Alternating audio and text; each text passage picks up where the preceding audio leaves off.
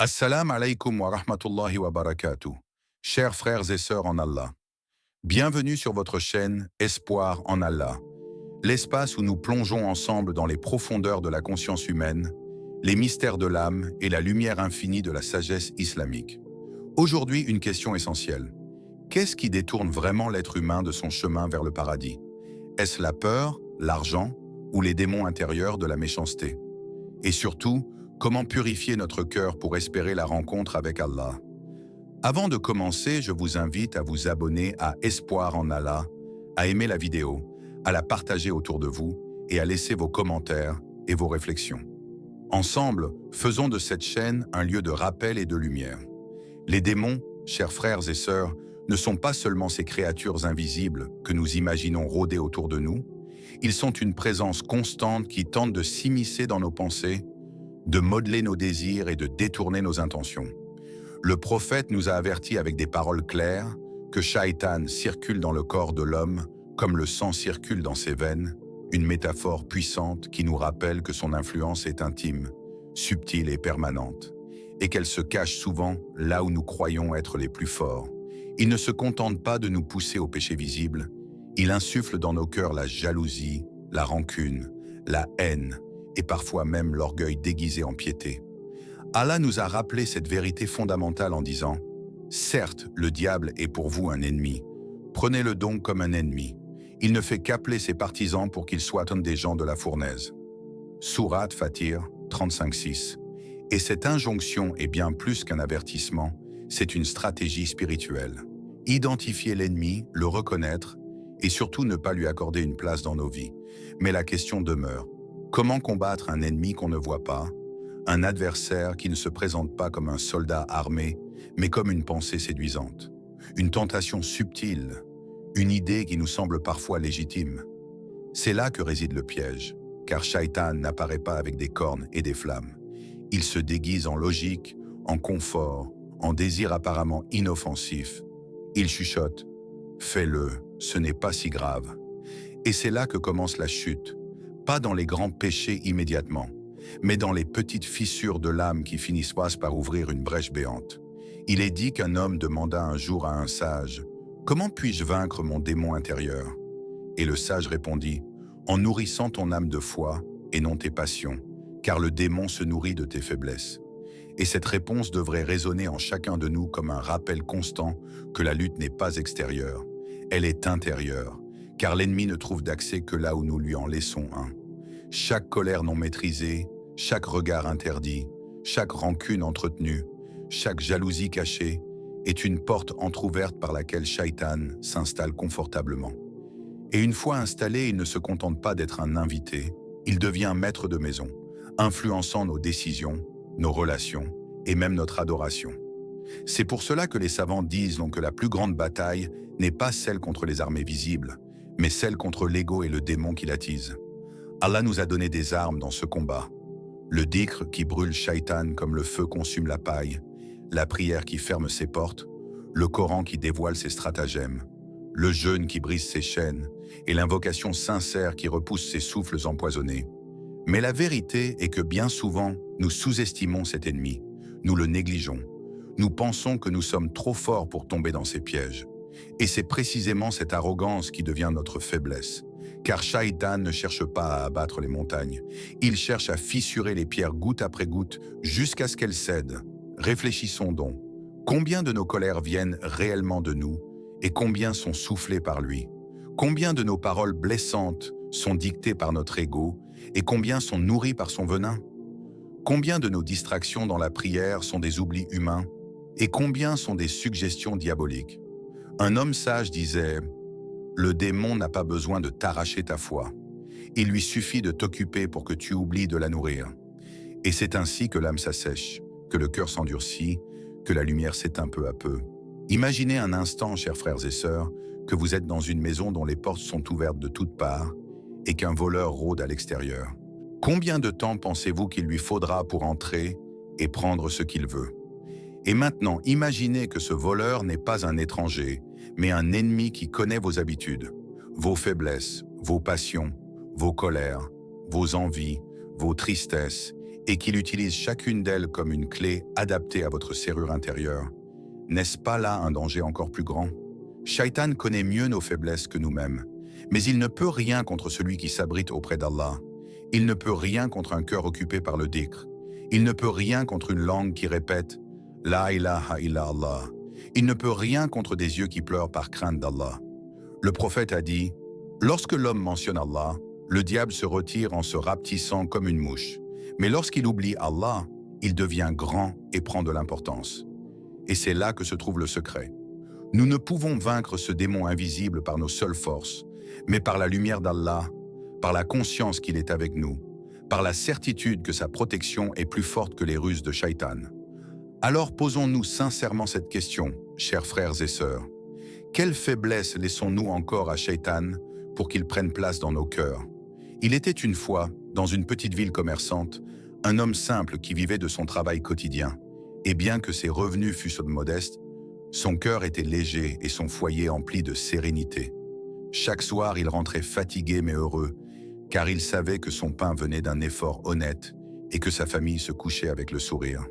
Or un jour, sa chance sembla tourner. Une opportunité s'ouvrit devant lui. Il investit et peu à peu ses affaires prospérèrent, ses bourses se remplirent et ses étals débordèrent de marchandises. Et au début, il remerciait Allah pour cette abondance. Mais avec le temps, son cœur se mit à battre non plus au rythme du rappel d'Allah, mais au rythme des pièces d'or qui s'empilaient dans ses coffres. Et plus ses richesses augmentaient, plus son insomnie grandissait, car il ne rêvait plus du paradis, mais craignait de perdre son argent. Et c'est là que se révèle la vraie épreuve de l'abondance. Non pas la possession de l'argent en soi, mais la place qu'on lui accorde dans le cœur. Allah dit dans le Coran, « La richesse et les enfants sont des moyens de parure pour la vie présente, mais les bonnes œuvres impérissables ont auprès de ton Seigneur une meilleure récompense et suscitent une belle espérance. » Sourate Al-Kahf 18-46. Et cette parole divine nous rappelle que la richesse n'est qu'une parure, comme un vêtement brillant que l'on porte un instant avant qu'il ne s'use, mais que les bonnes actions, elles, demeurent éternelles. Le prophète nous a aussi enseigné par l'exemple de ses compagnons que la pauvreté n'est pas toujours la plus grande épreuve, car l'un d'eux rapporta « Nous craignons la pauvreté, mais lorsque nous avons goûté à l'abondance, nous avons compris que la vraie épreuve n'était pas le manque, mais l'excès. » Et ces mots devraient en faire trembler nos cœurs, car combien d'entre nous prions ardemment pour avoir plus, mais oublions de demander à Allah de nous protéger de l'orgueil et de l'attachement qui viennent avec ce « plus ». L'histoire de cet homme de la petite ville est en réalité l'histoire de beaucoup d'entre nous. Au début, nous voulons l'argent pour subvenir aux besoins essentiels, puis pour aider nos proches, puis pour construire quelque chose de solide. Mais tôt ou tard, si nous ne sommes pas vigilants, l'argent cesse d'être un outil et devient un maître. Il cesse d'être dans nos mains pour s'installer dans nos cœurs. Et quand il s'installe dans le cœur, il se transforme en illusion. Nous croyons qu'il nous protège, alors qu'il nous rend vulnérables. Nous pensons qu'il nous élève, alors qu'il nous écrase sous son poids. Nous imaginons qu'il nous rend libres, alors qu'il nous emprisonne dans une peur constante de le perdre. Et c'est ainsi que le démon joue son rôle, car il n'a pas besoin de nous pousser vers le péché flagrant. Il suffit qu'il nous enchaîne à la quête de l'argent pour nous distraire de la quête du paradis. Frères et sœurs, demandez-vous, combien de prières ont été négligées pour une réunion? Combien de sourates ont été remplacées par des chiffres sur un écran? Combien de moments avec Allah ont été sacrifiés pour courir après une illusion matérielle? Et pourtant, l'argent peut être un bienfait immense lorsqu'il est utilisé comme un moyen et non une fin. Souvenons-nous de Uthman ibn Affan, qu'Allah l'agrée, qui dépensa une grande partie de sa fortune pour l'islam, acheta un puits pour les musulmans, équipa les armées, et se fit ainsi une demeure au paradis, car pour lui l'argent n'était pas un dieu, mais une monture qu'il dirigeait vers Allah. Ce contraste est frappant. D'un côté, l'homme qui laisse l'argent diriger son cœur et devient esclave de son excès, et de l'autre, le croyant qui dirige son argent et en fait une clé de sa liberté spirituelle.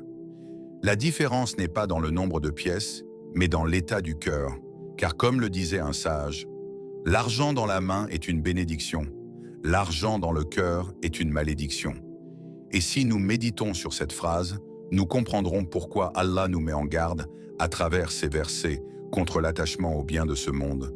Car tôt ou tard, ce que nous aimons trop finit par nous posséder. Réfléchissez donc, chers frères et sœurs. Votre argent est-il aujourd'hui un moyen de vous rapprocher d'Allah en soutenant vos proches, en aidant les pauvres, en construisant des œuvres utiles, ou bien est-il devenu un voile qui cache la pauvreté de votre âme, un voile qui empêche la lumière de pénétrer dans vos cœurs? Ferme les yeux un instant, imagine-toi seul dans le silence de la nuit. Ton cœur bat vite, non pas parce que tu pries, mais parce que tu crains ce que les gens diront demain. Tu crains de perdre ton emploi, ton statut, ton confort, et pourtant combien de fois ton cœur a-t-il battu ainsi par crainte de désobéir à Allah? La peur est une prison subtile, invisible, qui emprisonne des millions d'âmes chaque jour, et chacun de nous connaît ses barreaux. Certains craignent le regard des gens, d'autres craignent la pauvreté, d'autres encore craignent de perdre l'amour d'une créature. Mais rares sont ceux qui tremblent vraiment devant le Créateur, alors que lui seul détient le pouvoir absolu sur nos vies. Allah dit, c'est seulement le diable qui vous fait peur de ses alliés. N'ayez donc pas peur d'eux, mais ayez peur de moi si vous êtes croyants. Sourate Al-Imran 375. Et ce verset nous rappelle une vérité libératrice. Toute peur autre que celle d'Allah est une illusion plantée dans notre esprit par Shaitan pour nous détourner de l'obéissance, pour nous empêcher d'avancer vers lui. Regarde ta propre vie, combien de décisions n'as-tu pas prises par peur du jugement des autres? Combien de vérités n'as-tu pas défendues par peur des critiques? Combien de prières as-tu retardées par peur de manquer une opportunité? Et combien de péchés as-tu commis par peur d'être rejeté par tes semblables? Et pourtant, le croyant sait qu'il n'y a qu'une peur légitime, celle d'Allah, car toute autre peur disparaît au moment de la mort. Mais la crainte d'Allah devient lumière dans la tombe et protection au jour du jugement. Un jeune homme demanda un jour à un savant, « Comment puis-je me libérer de la peur des gens ?» Et le savant répondit, « En remplissant ton cœur de la grandeur d'Allah, car là où réside la crainte d'Allah, aucune peur des créatures ne demeure. » Cette réponse est une clé. Le cœur n'est jamais vide, soit il est rempli par la crainte des hommes, soit par la crainte d'Allah, et les deux ne peuvent coexister, car la lumière de l'une chasse l'ombre de l'autre. Pense à ce que la peur fait de toi. Elle courbe ton dos, elle voile ta voix, elle étouffe ton courage, et peu à peu, elle te transforme en prisonnier de ce que tu crains, alors que la crainte d'Allah fait tout l'inverse.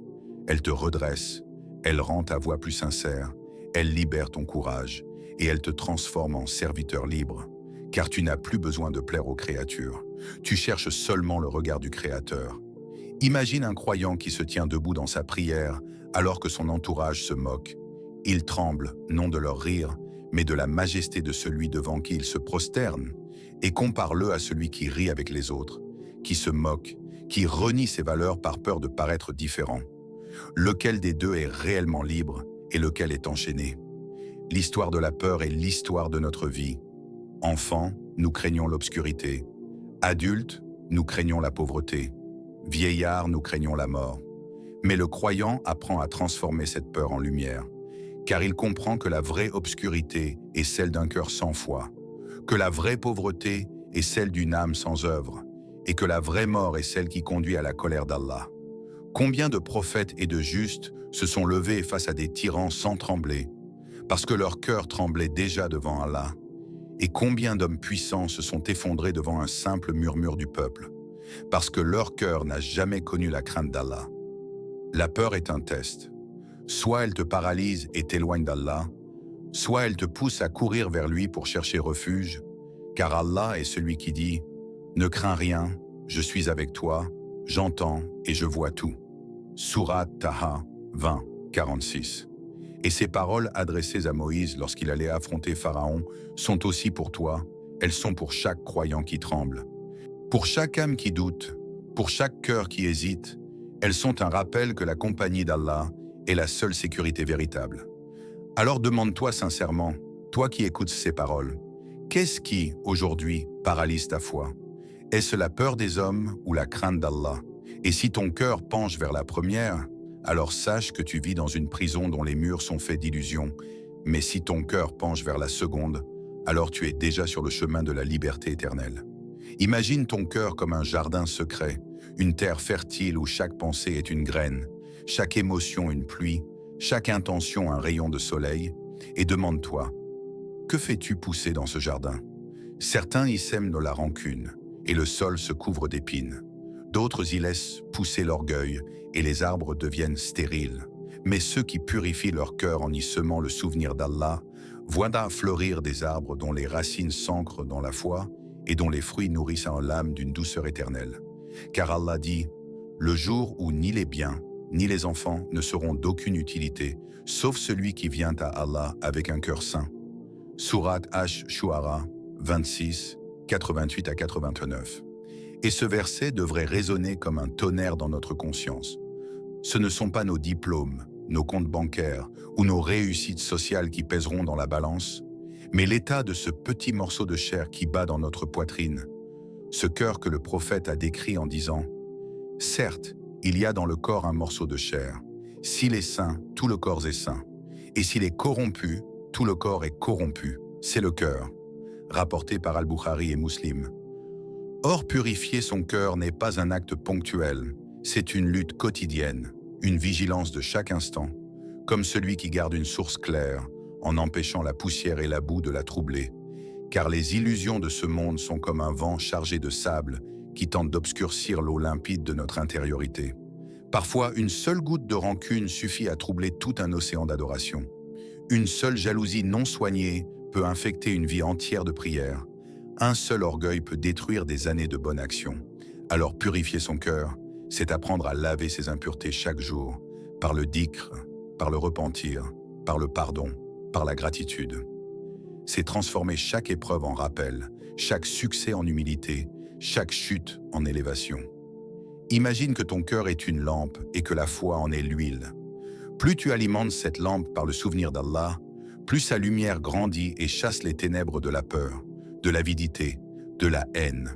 Et cette lumière n'est pas seulement pour toi, elle éclaire ton entourage, tes proches, tes enfants, ton foyer, car un cœur purifié devient une source de paix pour tous ceux qui l'approchent. Les sages disaient, le cœur est comme un miroir, s'il est terni, il ne reflète plus la vérité. Et n'est-ce pas ce que nous constatons aujourd'hui? Combien d'hommes et de femmes voient le faux comme le vrai et le vrai comme le faux? Non pas parce que leurs yeux se trompent, mais parce que leur cœur est couvert de poussière. Purifier le cœur, c'est polir ce miroir par les larmes versées dans la prière nocturne, par les prosternations prolongées qui allègent l'âme, par les invocations qui brisent l'orgueil et redonnent à Allah la place centrale. Frères et sœurs, imaginez-vous au jour du jugement, nus, seuls, sans titre, sans richesse, sans réputation, et qu'Allah vous demande « Avec quel cœur viens-tu à moi ?» Que répondrez-vous? Direz-vous « Seigneur, voici mes biens, mes enfants, mes réussites », alors que lui vous a dit qu'aucune de ces choses ne compte? Ou bien pourrez-vous présenter un cœur lavé de rancune, rempli de dhikr, illuminé de sincérité? Réfléchissez encore. Votre cœur bat-il pour les illusions de ce monde, pour une gloire passagère, pour une passion éphémère, ou bat-il pour l'éternité auprès d'Allah? Si vous sentez qu'il bat trop souvent pour ce bas monde, ne désespérez pas, car le cœur est malléable. Il peut être transformé par la foi, comme le fer se forge au feu. Il peut être lavé par les larmes du repentir, comme une pierre est purifiée par la pluie. Il peut être embelli par le souvenir d'Allah, comme une terre sèche reverdie au printemps. Commencez par un dhikr sincère, par un repentir vrai, par une intention pure, et petit à petit, le cœur se dégage de ses chaînes. Il respire à nouveau, il s'ouvre à la lumière. Et c'est dans cet état que l'âme trouve la paix véritable. Une paix qui n'est pas dans les choses extérieures, mais dans l'éclat intérieur. Une paix qui prépare le cœur à la rencontre ultime avec celui qui ne regarde pas vos apparences, ni vos biens, mais vos cœurs et vos actes. Chers frères et sœurs, nous avons vu que les démons, l'argent et la peur peuvent détruire notre âme si nous ne cherchons pas refuge auprès d'Allah. Mais la clé du paradis réside dans un cœur pur. Je vous invite à méditer sur vos propres luttes intérieures. Quel démon combattre? Quel attachement à l'argent réduire? Quelle peur remplacer par la confiance en Allah? N'oubliez pas de vous abonner à Espoir en Allah, d'aimer cette vidéo, de la partager avec vos proches et de laisser vos réflexions et suggestions en commentaire. Votre soutien contribue à répandre la lumière du rappel et de la sagesse. Assalam alaikum wa rahmatullahi wa barakatuh.